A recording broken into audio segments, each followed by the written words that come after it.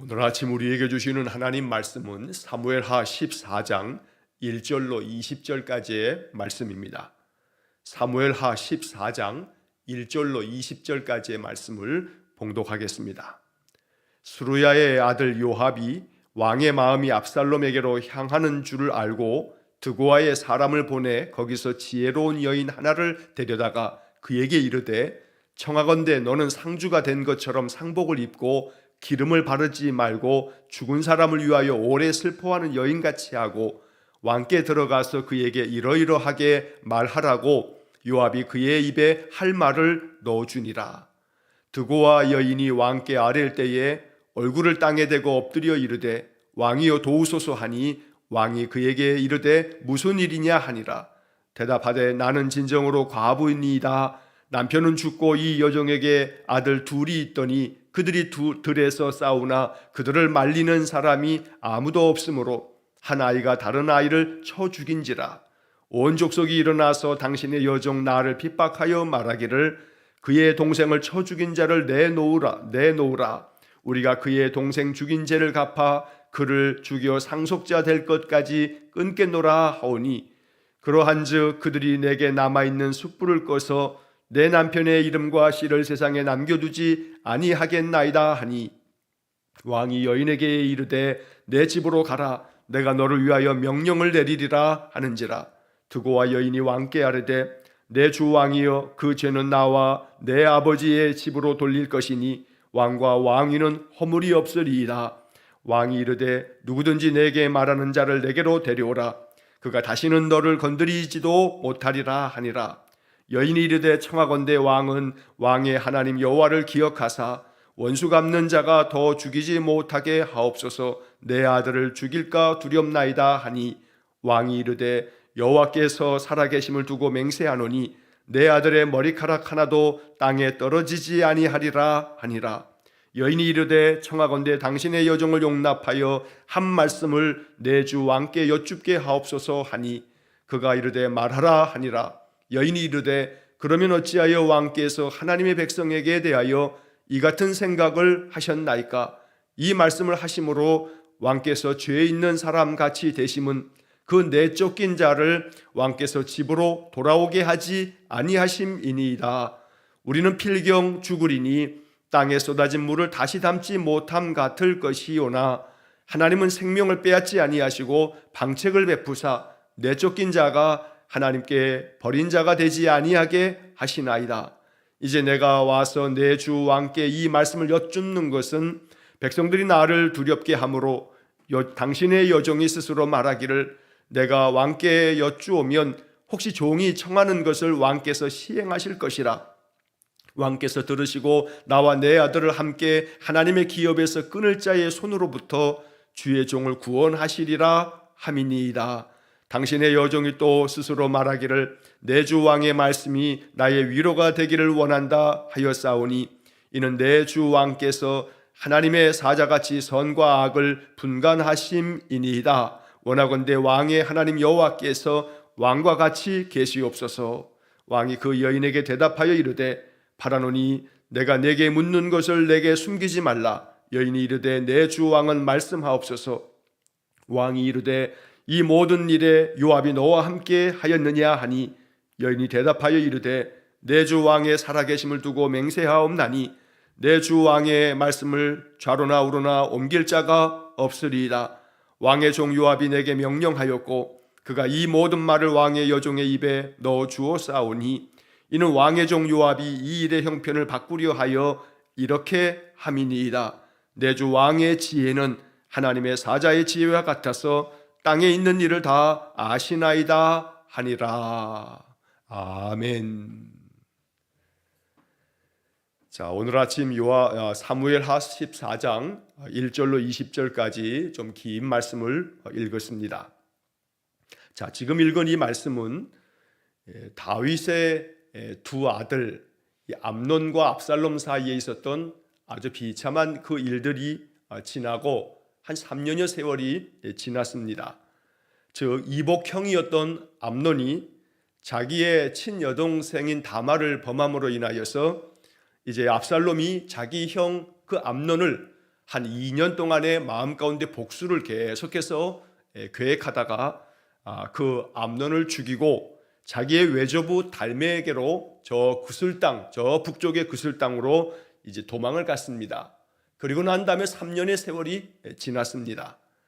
장남인 암논이 죽고 난 다음에 다윗은 큰 슬픔 가운데 또 빠졌고, 그리고 그의 셋째 아들 형제간에 이렇게 서로를 죽이는 그런 아주 참혹한 일을 다윗이 겪고 난 다음에 이 압살롬마저도 형을 죽이고 난 다음에 자기 외할아버지 집으로 저 멀리 도망가 있는 지가 벌써 3년이 지나서 다윗의 마음 가운데 그래도 이렇게 악을 행한 이 셋째 아들 압살롬에 대해서도 마음 가운데 그리운 마음이 있었던 것입니다. 자, 그러던 차에 이제 다윗의 군대 장관이었던 요압이 이제 왕께서 한 3년여 세월이 지나면서 바로 암논과 압살롬 사이에 이 형제 간에 그 아주 참 비극적인 그러한 일들이 3년여 세월 동안에 이제 지나가면서 다윗의 마음이 누그러진 것을 이제 발견하면서 그 압살롬 셋째 아들을 그리워하는 그 왕의 마음을 헤아리면서 이제 왕을 설득해서 그 압살롬을 데려오도록 이렇게 하기 위해서 바로 이 요압 군대 장관이 여러 가지 또 다른 어떤 계획을 꾸미는 것을 오늘 성경에서 우리가 읽게 됩니다. 어찌 보게 되면 그냥 단편적으로 보게 되면 군대 장관 요압이 다윗 왕의 마음을 헤아려서 그의 셋째 아들 압살롬을 이젠 좀 데리고 와서 아버지와 아들 사이의 이 관계를 좀 회복시켜야겠구나 라고 하는 마음으로 이렇게 행한 것 같이 보이면 어쩌면 이것이 참 좋은 일처럼 여겨질 수 있습니다.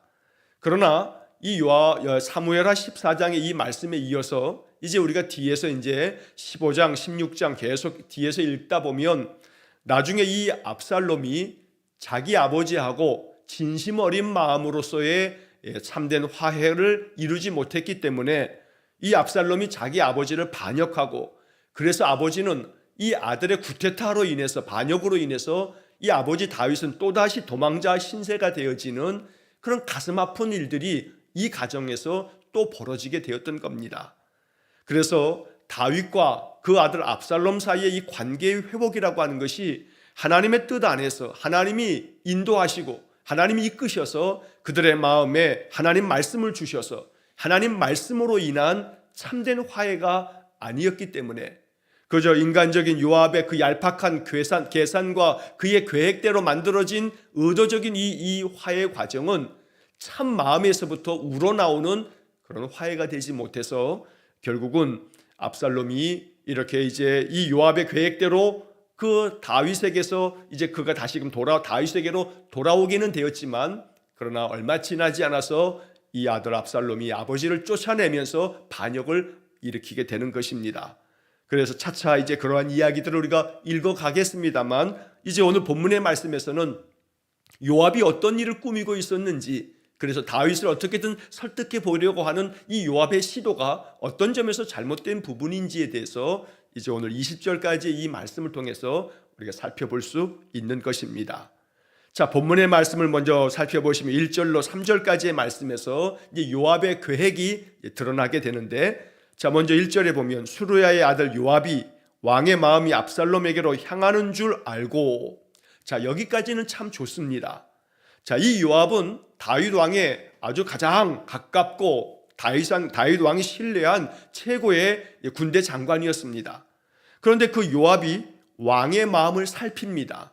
왕의 마음이 압살롬에게로 향하는 줄 알고, 자, 여기까지는 참 좋았습니다. 신하된 자로서 왕의 마음을 잘 살피는 것, 왕이 한 3년여 세월이 지나면서 비록 압살롬이 자기의 이복 형인 암논을 죽이고 도망치긴 했지만, 그래도 죽은 자는 이젠 죽은 자이고 다시 돌이킬 수도 없고, 그래도 살아있는 그 아들 그 압살롬이 어쨌든 그 일로 인해서 도망쳐서 저 멀리 가서 다시 보지 못하는 세월이 3년여 세월이 되다 보니까 다윗이 이 압살롬을 그리워하는 그 마음을 가지고 있는 것을 이제 요압이 알았던 겁니다. 그래서 왕의 마음을 살필 줄 아는 요압의 이러한 자세는 바람직한 자세입니다. 그러나 이제 그 다음서부터 이어지는 이 요압이 행하는 일들은 참 어리석기 짝이 없는 일인데, 자기 스스로는 이렇게 하는 것이 가장 최선이겠다 라고 아마 생각했을지 모릅니다. 자, 그래서 이 2절과 3절 말씀에 보면 드고아라고 하는 곳이 예루살렘의 그 남쪽에 가까운 곳에 있는 그런 도시인데, 이 드고아에 어떤 한 여인이 있었는데 그 여인이 매우 지혜로운 여인이라 하는 소문이 아마 많이 퍼져 있었던 모양입니다. 자, 그래서 드고아에 사람을 보내서 거기서 지혜로운 여자 한 사람을 데려옵니다. 그리고 그에게 이제 청합니다. 뭐라고 청하냐면, 자, 너는 상주가 된 것처럼 상복을 입고 머리에 기름도 바르지 말고 죽은 사람을 위해서 오래 슬퍼하는 여인처럼 그런 행색을 하고서 왕에게 찾아가라. 3절에 그래서 이제 왕에게 찾아가면 왕에게 너는 이렇게 이야기해라. 그러면서 이 여인에게 요압이 왕에게 갔을 때 해야 할 말들을 이 여인에게 다 알려주는 것입니다. 자, 여기 2절과 3절에 이제 문제가 발생하는 겁니다. 왜냐하면 1절의 말씀에서 왕을 살피면서 왕의 마음이 그 셋째 아들 압살롬에 대해서 그리워하는 마음이 있었다는 것을 헤아리는 것까지는 좋았지만, 만약에 그렇다면 이 요압이 자기의 주군인 다윗이 그래도 하나님 섬기는 사람이고 모든 이스라엘 백성들이 하나님 앞에서 그들은 거룩한 하나님 백성으로 살아가고 있기에 요압이 이 상황 속에서 비록 다윗만큼 하나님 찾는 마음이 크지 않다 하여도 그래도 마음속에 하나님 이거 어찌하면 좋습니까? 왕께서 셋째 아들 압살롬을 그리워하는 마음이 있는데 이 아버지와 아들 사이를 회복시키고 저들의 관계가 다시금 나아져야겠는데 어찌하면 좋겠습니까? 하고 하나님께 묻기보다는 자기의 어떤 생각 안에서 인간적인 어떤 계획을 만들어내면서 사실은 이것이 근본적으로 다윗과 그 아들 압살롬 사이에 마음에 참된 화해가 되지 못하므로 갈등의 씨를 다시금 만들어 놓게 되었던 것입니다. 자, 여기서 지금 드고아에서 데려온 이 지혜로운 여인에게 요압은 거짓말을 시키는 겁니다. 그 여인의 집에 뭐 가족이 죽은 것도 아닌데, 지금 뒤에서 이제 우리가 보겠습니다만 아들과 아들 두 아들이 있었는데 그 아들 중에 하나를 쳐 죽였다라고 하는 이 모든 것들도 연극을 시키고 있는 겁니다. 아들이 아들을 죽인 일도 없고 그래서 그 집안에 지금 장례가 난 것도 아닌데, 이런 모든 것들을 요압이 그저 다윗의 마음을 설득하기 위해서 비유적인 어떤 이야기를 꺼내기 위해서 여인에게 이렇게 연극을 시키고 있다는 겁니다. 참 마음으로 아버지와 아들 사이를 화해를 시키려면 하나님의 말씀 안에서 하나님의 계시의 말씀으로 그 말씀을 통해서 이들을 참으로 가르치고 일깨워서 하나님께로 돌아서도록, 그래서 그 아들을 다시금 맞아들이면서 아들과 아버지 사이에 참된 회복이 이루어지도록 그렇게 안내하고 인도했어야 하는데 요압은 그렇게 하지 않았던 것입니다. 그래서 이 요압이 이 드고아에서 데려온 이 지혜롭다 하는 이 여인에게 이제 일러준 말이 그 다음에 이제 이어지게 됩니다.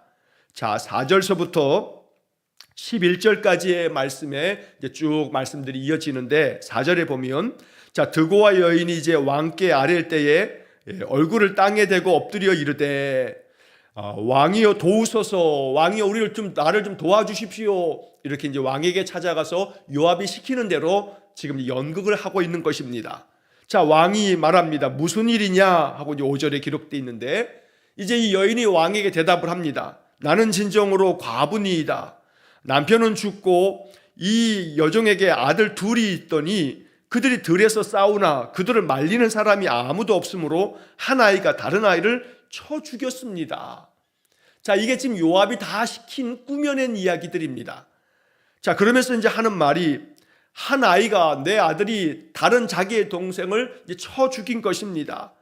자, 그래서 7절에 온 친척들이, 온 족속이라고 우리 개역개정에 되어 있습니다만 세번역 성경에서 온 친척들이 일어나서 당신의 여종인 나를 막 괴롭힙니다. 핍박을 하여 말하기를 그의 동생을 쳐 죽인 자를 내놓으라 라고 온 친척들이 들고 일어섭니다. 자기 동생을 쳐 죽인 그 형을 내놓아라. 왜냐하면 구약의 율법의 말씀에 의하면, 민수기의 말씀에서도 출애굽기의 말씀에서도 사람을 죽인 자는 반드시 그를 돌로 쳐 죽이라고, 살인자에 대한 율법의 말씀은 그를 역시 똑같이 죽이라고 하는 그것이 하나님의 율법이었던 겁니다. 그래서 온 친척들이 나를 괴롭히면서 이렇게 동생을 쳐 죽인 그 형을 내놓으라. 그도 율법에 따라 다스려야겠다고 주장을 한다는 겁니다. 자, 그러면서 우리가 그의 동생 죽인 죄를 갚아 그를 죽여 상속자 될 것까지 끊겠노라 라고 온 친척들이 지금 난리가 났다는 겁니다. 자, 그래서 율법대로 자기 동생을 죽인 그 형을 내놓으면 우리가 그 형, 그놈도 죽여서 그놈으로 하여금 상속자가 되지도 못하도록 그렇게 만들겠다고 아우성을 치고 있으니, 자, 그런즉 그들이 내게 남아있는 숯불을 꺼서 내 남편의 이름과 씨를 세상에 남겨두지 아니하겠나이다. 이렇게 사람들이 남은 아들, 비록 자기 동생을 쳐 죽이기는 했지만 그 형까지 내놓아라, 그 형까지 그놈을 죽여야겠다라고 한다면 이제 내게 남아있는 이 숯불까지 끄려고 한다. 즉 자기에게 남은 이 하나밖에 남지 않은 이 아들까지 그들이 죽이려고 한다. 그렇게 되면 내 남편의 씨인 그 아들 하나가 죽고 나면 아들 둘을 다 잃게 되면 이제 내 자손들을 더 볼 수 없고 씨를 남길 수가 없으니 어찌하면 좋겠느냐, 이렇게 왕에게 찾아가서 자기의 형편을 고하면서 말하였던 겁니다. 자, 이 모든 것들이 지금 앞에서 본 것처럼 요압이 이 여인에게 연극을 시켜서 왕에게 이야기하는 겁니다. 의도는 뒤에서 이제 우리가 보는 것처럼 바로 이 여인에게 있는 두 아들이, 큰 아들이 작은 아들을 쳐 죽였다. 이것은 지금 압살롬이 자기 형 암논을 죽인 것에 대한 비유적인 이야기를 왕에게 의도적으로 연극으로 만들어서 지금 들려주고 있는 것입니다. 자, 왕은 이 여인의 이야기를 진심으로 들으면서 말합니다. 8절에 내 집으로 가라. 내가 너를 위하여 명령을 내리겠다 라고 이렇게 왕이 대답해 줍니다. 그러자 여인이 다시금 다윗 왕에게 이렇게 이야기를 합니다.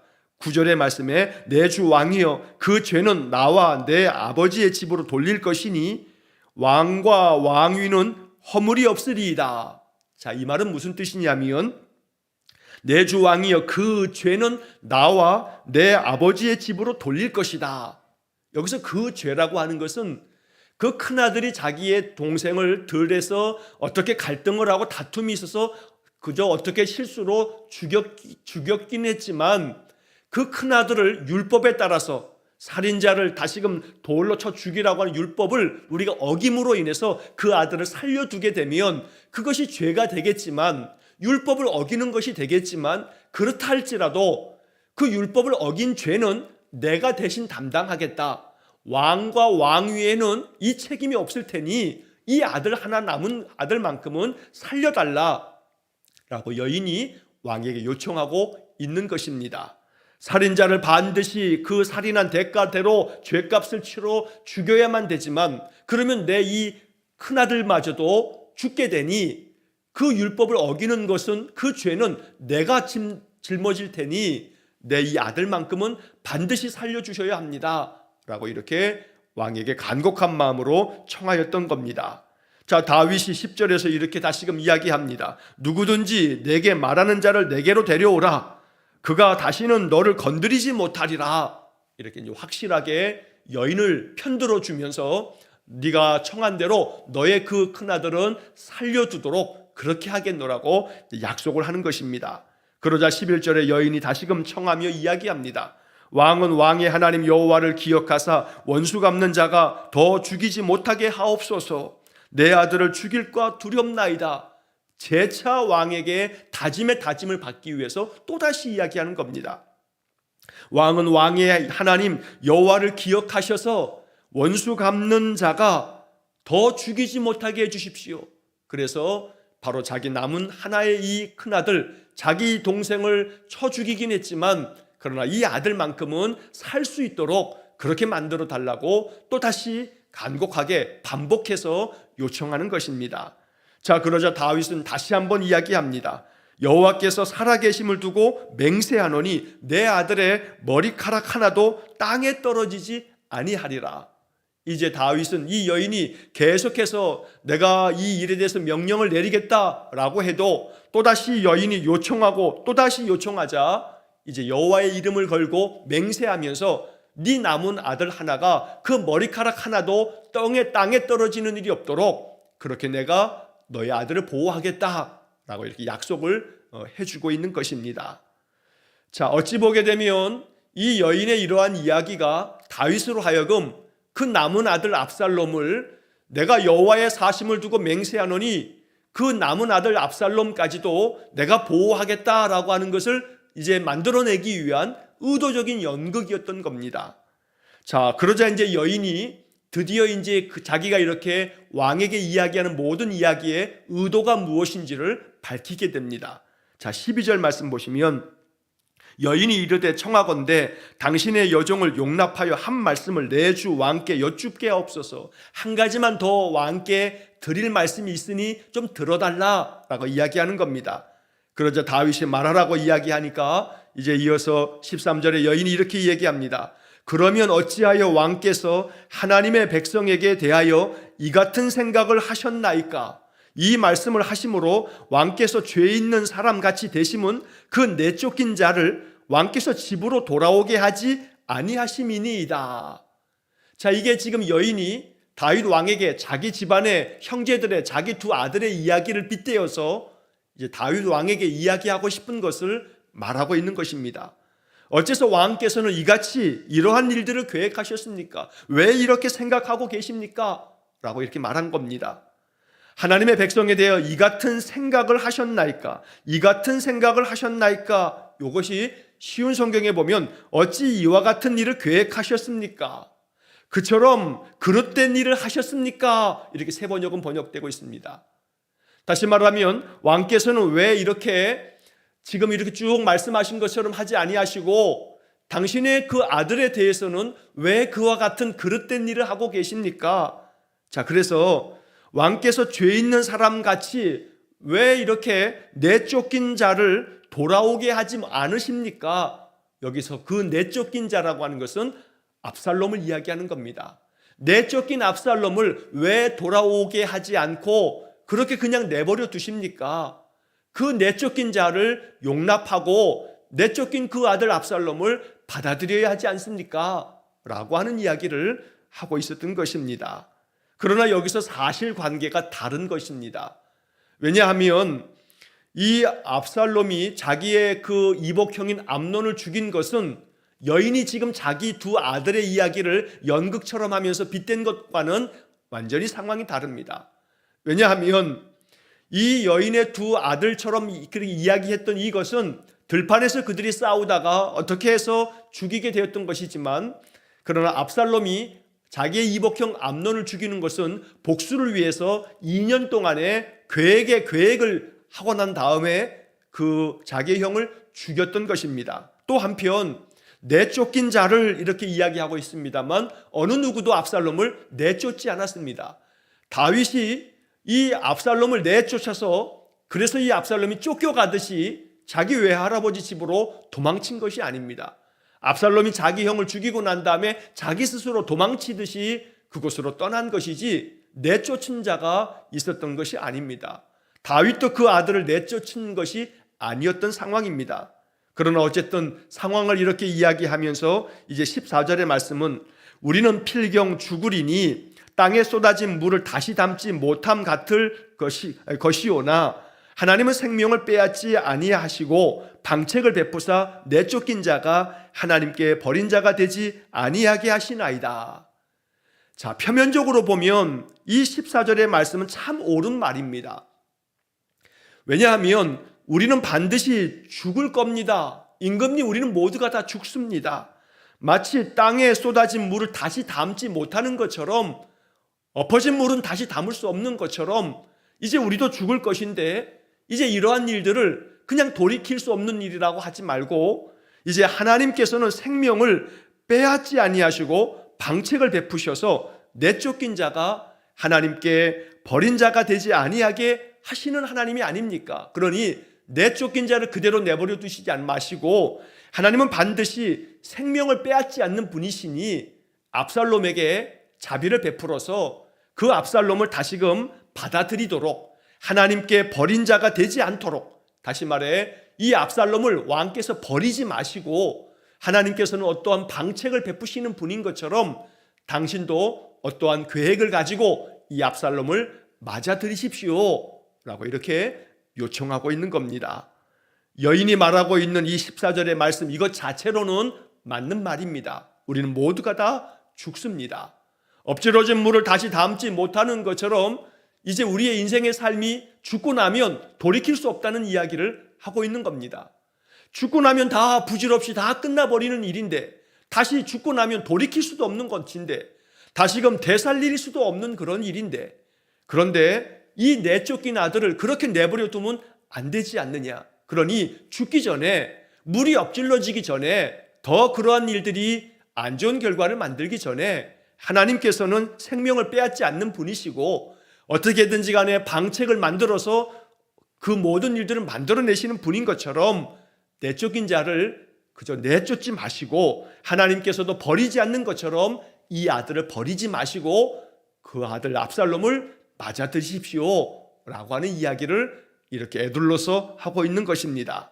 자, 15절에 이제 내가 와서 내 주 왕께 이 말씀을 여쭙는 것은 백성들이 나를 두렵게 하므로 당신의 여종이 스스로 말하기를 내가 왕께 여쭈오면 혹시 종이 청하는 것을 왕께서 시행하실 것이라. 그래서 내가 왕 앞에 이렇게 와서 이야기를 하는 것입니다. 왕께서 들으시고 나와 내 아들을 함께 하나님의 기업에서 끊을 자의 손으로부터 주의 종을 구원하시리이다. 내 아들들의 이 문제를 왕께서 해결하시고 남은 아들 하나를 구원하시는 것처럼, 그렇게 약속하신 것처럼 왕께서도 남은 그 아들 압살롬을 맞아들이셔야 합니다 라고 하는 이야기를 하고 있는 것입니다. 자, 17절에서 당신의 여종이 또 스스로 말하기를 내 주 왕의 말씀이 나의 위로가 되기를 원한다 하였사오니 이는 내 주 왕께서 하나님의 사자같이 선과 악을 분간하심이니이다.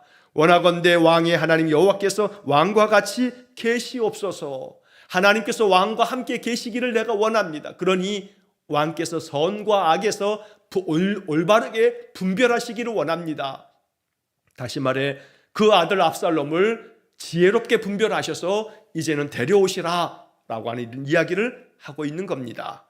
왕이 이 여인의 모든 이야기를 듣고 알아차립니다. 그래서 여인에게 말합니다. 내가 너에게 한 가지 물을 것이 있다. 숨기지 말고 말해라. 네가 이렇게 모든 것을 말하는 것은 요압이 너와 함께해서 요압이 시킨 말이지? 라고 이렇게 묻는 겁니다. 여인은 사실반대로 이야기할 수밖에 없었습니다. 그래서 하는 말이 이 모든 일이 요압이 너와 함께해서 요압이 꾸며낸 일이구나 라고 묻자 여인이 말하기를 내 주 왕의 말씀을 좌로나 우로나 옮길 자가 없으리이다. 바로 이 말은 내 주께서 나에게 물으시니 좌로나 우로나 오른쪽이나 왼쪽으로나 옮길 자가 없다. 이 말은 피할 길이 없습니다 하는 말입니다. 어디로도 왕이 직접적으로 이렇게 나에게 물으니 내가 이제 피할 길이 없어 그대로 대답합니다. 요압이 나에게 이러한 모든 말들을 하라고 보냈던 것입니다 라고 이렇게 이실직고합니다. 자, 그러면서 이제 이 이야기가 이제 끝나게 됩니다. 여인은 마지막에 이렇게 이야기합니다. 왕의 종 요압이 이 일의 형편을 바꾸려 하여 이렇게 함이니이다. 오늘 긴 말씀의 본문 속에서 우리가 주목해야 할 말씀이 마지막 20절에 담겨 있습니다. 왕의 종 요압이 이 일의 형편을 바꾸려고 이렇게 한 것입니다. 그러나 여기서 요압의 잘못된 판단이 있습니다. 모든 일을 바꾸시는 분은 하나님이시지 요압의 인간적인 그러한 계획에 의해서 바뀌어지는 것이 아니었던 겁니다. 오히려 이것들이 아들과 아버지 사이에 참된 회복을 이루지 못하였기 때문에 이 아들 압살롬은 아버지를 반역하는 일까지 앞으로 행하게 됩니다. 그래서 우리는 이 말씀을 읽으면서 이 마지막에 나오는 이 구절, 요압이 이 일의 형편을 바꾸려고 하여 이렇게 한 것입니다. 모든 일의 형편을 바꾸고 모든 상황과 모든 일들의 전개를 바꾸시는 분은 하나님의 역사하심 속에 이루어지는 것입니다. 아무리 인간이 계획해도 아무리 인간이 어떤 것을 도모해도 그것으로 되어지는 것이 아니라 모든 일을 바꾸시며 모든 일을 주장하시는 분은 여호와 하나님이십니다. 그러므로 우리의 인생의 모든 삶을 하나님께 의탁하고 하나님께 맡기고 하나님의 인도하심 아래 우리의 삶이 펼쳐지도록 기도하는 것이 먼저였던 겁니다. 그러므로 오늘 이 본문의 말씀을 읽으면서 이제 마음 가운데 내 삶에 어떤 일이든 그 삶의 일들을 바꾸어 나가게 하기 위해서 우리가 해야 할 일은 내 계획을 만들어서 내 계획대로 어떤 것들을 꾸며가는 것이 아니라 먼저 하나님 앞에 구함으로, 하나님 이 모든 일의 형편을 바꾸실 분은 하나님이시오니 하나님의 계획과 하나님의 뜻 안에서 이 일들이 바뀌어지기를 원합니다 라고 이렇게 하나님을 찾는 그런 마음이 우리에게 있어지기를 주의 이름으로 간절히 축원합니다. 기도하겠습니다.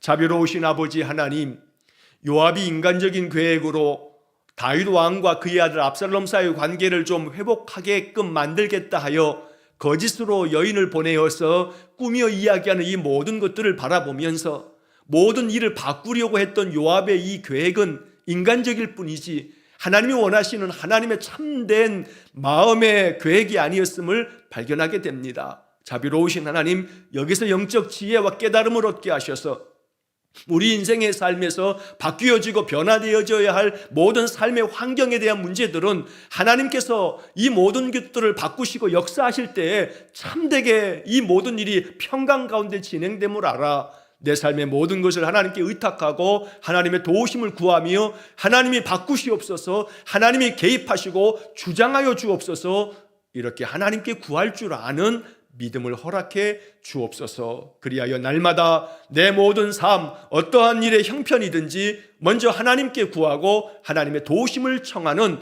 그런 믿음의 마음을 우리에게 허락해 주옵소서. 한날의 모든 삶을 주님께 의탁하오며 예수님 이름으로 기도하옵나이다. 아멘. 우리 구주 예수 그리스도의 은혜와 하나님 아버지의 극진하신 사랑과 성령의 교통하심이 내 삶의 모든 것을 먼저 하나님께 묻고 하나님 주시는 하늘의 지혜로 판단하여 하나님 뜻을 이루기에 힘쓰는 삶을 살기로 마음에 기도하는 머리 숙인 귀한 성도들 위해와 저들 가정과 온 가족들 위해 영원토록 함께 하시길 축원하옵나이다. 아멘.